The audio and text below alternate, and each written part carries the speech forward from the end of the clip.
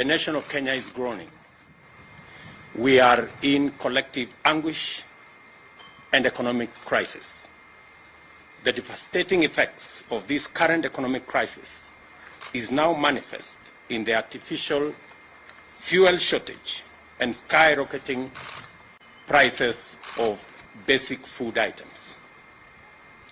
Millions of Kenyans are witnessing in bewildered agony as fuel pumps run dry and queues grow longer due to this artificial shortage, which has already disrupted the entire transport sector.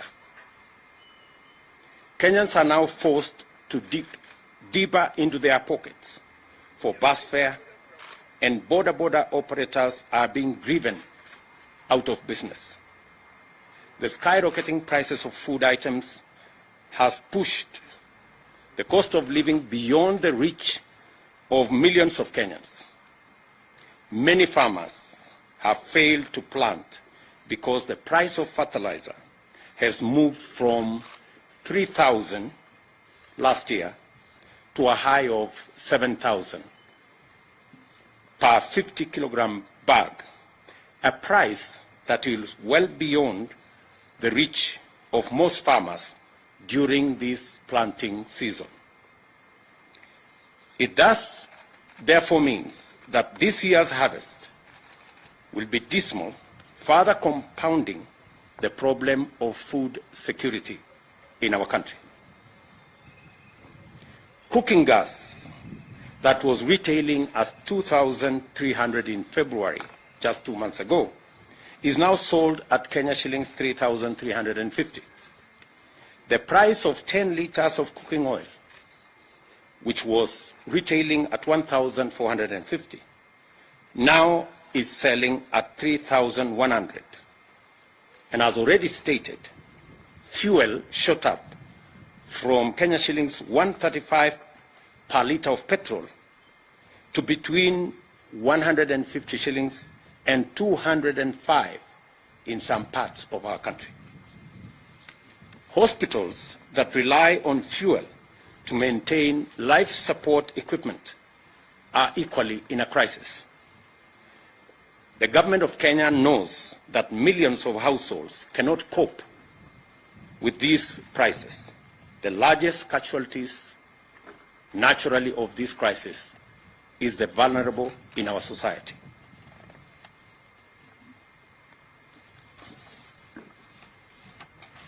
In the midst of the people's loud cries of agony, the silence of concerned government ministries is deafening, and their inaction is snowballing into a national catastrophe.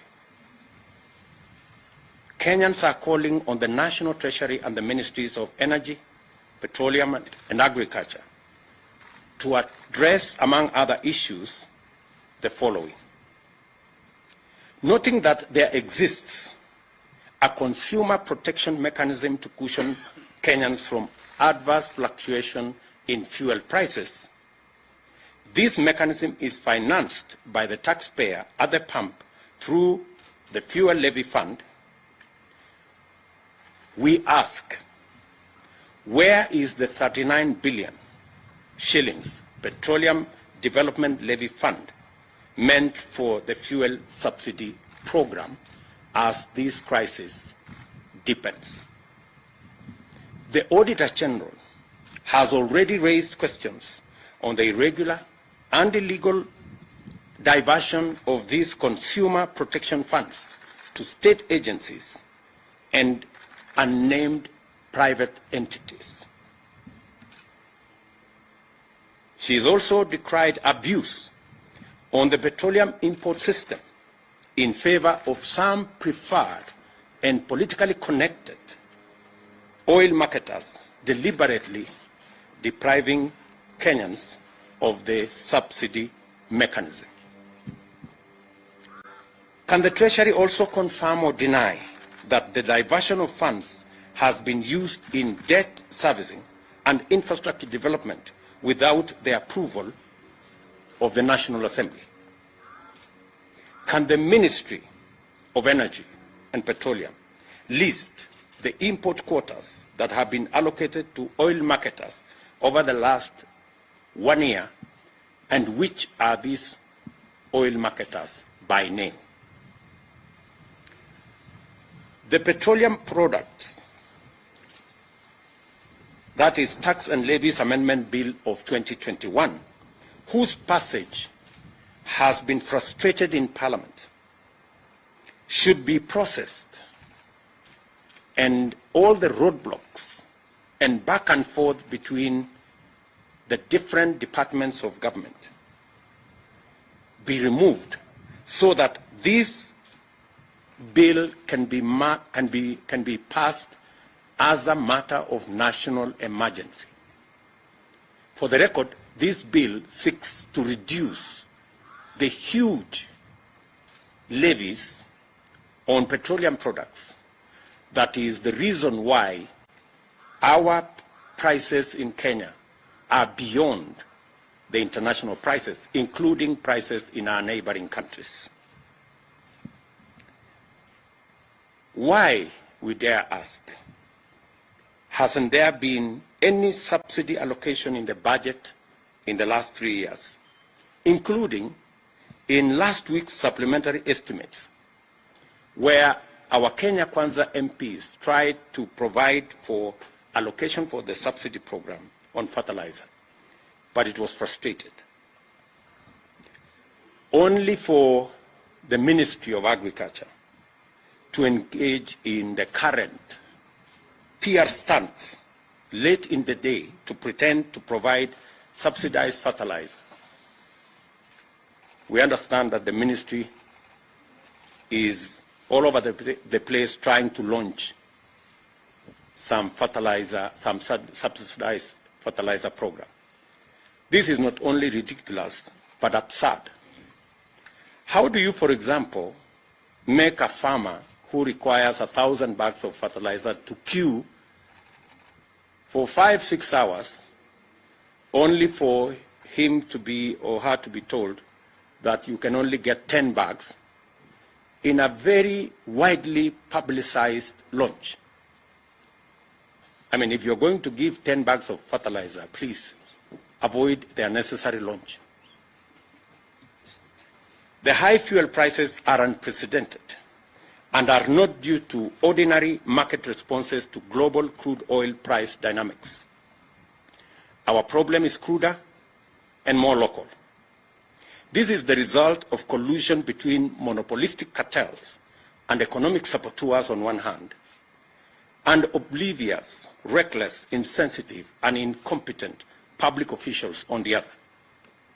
Insatiable greed and corruption is driving us over the cliff. The current state of affairs is a clear manifestation of the vestiges of the conflict of interest and state capture that is now pervasive in all sectors of our economy. Kenyans, in their entirety, want an end to the issue of conflict of interest and state capture. The casual and insensitive attitude to the plight of tens of millions of struggling Kenyans is a disturbing development that has emboldened cartels, which have taken over critical economic sectors and are now moving in top gear to capture the state. That is why the benefits, powers, advantages, privileges, and other interests of these barons and cartels take priority over the plight of 50 million Kenyans. This is also why, in the midst of this distressing crisis, the loudest messages from public officials, including ministers, are centered around BBI reggae and Azimio jingle bells and whistles. These turn deafness, greed, and callous indifference must stop.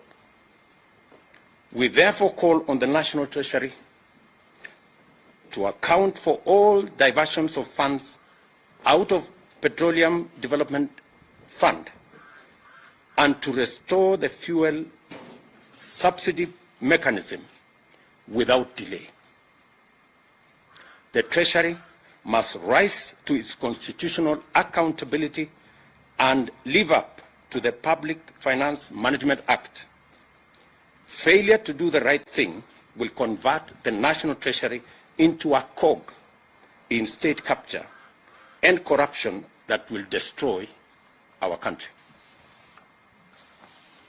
We demand that public officials responsible listen to the agonized cries of millions of suffering Kenyans and abandon their exclusive and destructive subservience to cartels and barons of state capture and do something about the rapidly deepening economic crisis. This is a statement by Kenya Kwanza. I will take one or two questions just to clarify the statement that we have made.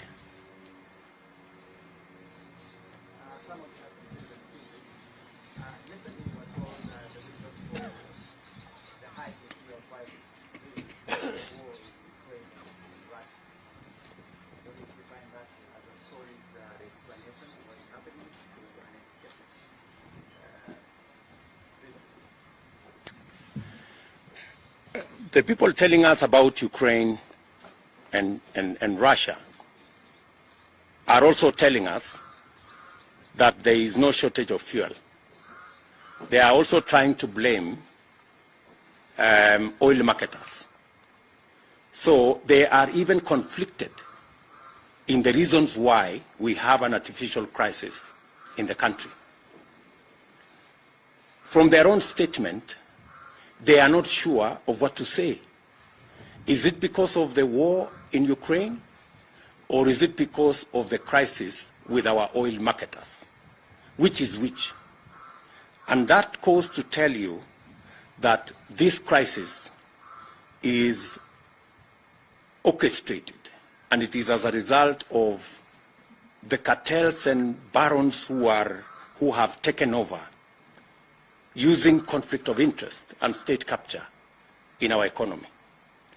I mean, a straight answer would be, how come that fuel in Uganda is cheaper than fuel in Kenya? So, and yet the fuel being sold in Uganda goes through Kenya. That tells you that that kind of explanation is escapist and has no basis whatsoever. We should address ourselves to the crisis that is there in the country and the monopolies that have taken our fuel and economic sector captive. Yes, my friend.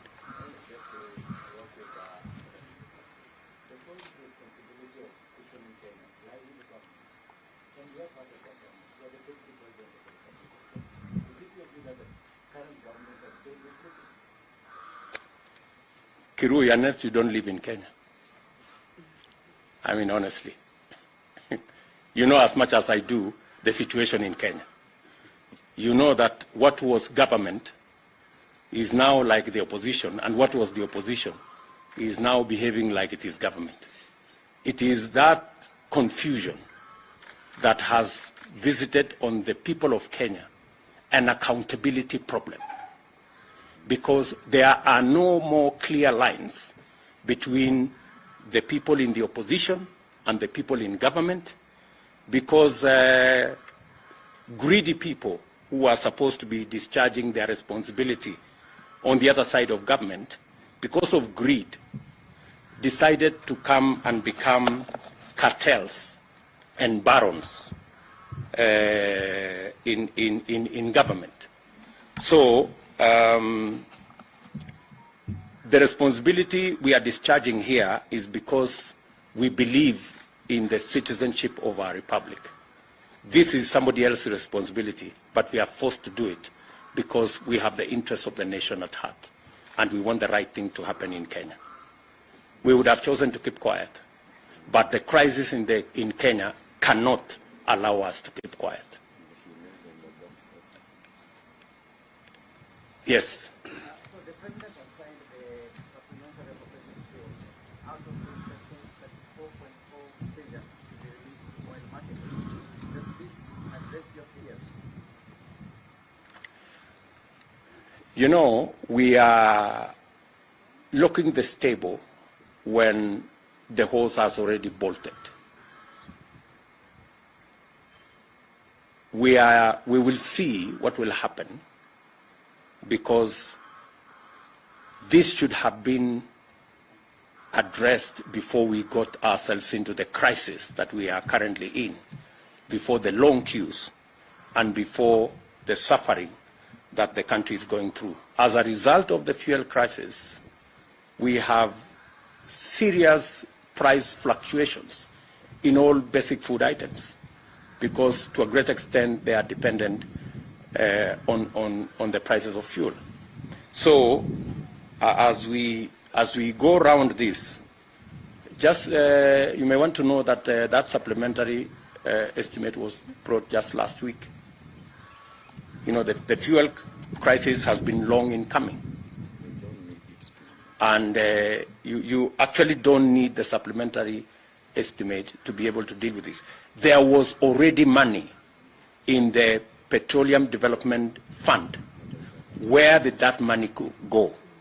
As I have told you, the Auditor General has raised queries of the diversion of that money into illegally and unconstitutionally and irregularly into areas that shouldn't have been the function of money meant for fuel subsidy. So the question still begs, what happened to the Petroleum Development Levy Fund? Why was the money diverted in the first place? Why was it diverted to state agencies? Why was it diverted to private entities? By the time the Auditor General is raising questions, it tells you there are millions of questions on matters to do with conflict of interest, corruption, and possibly what we have always said, state capture. Are we done? Good. Thank you very much.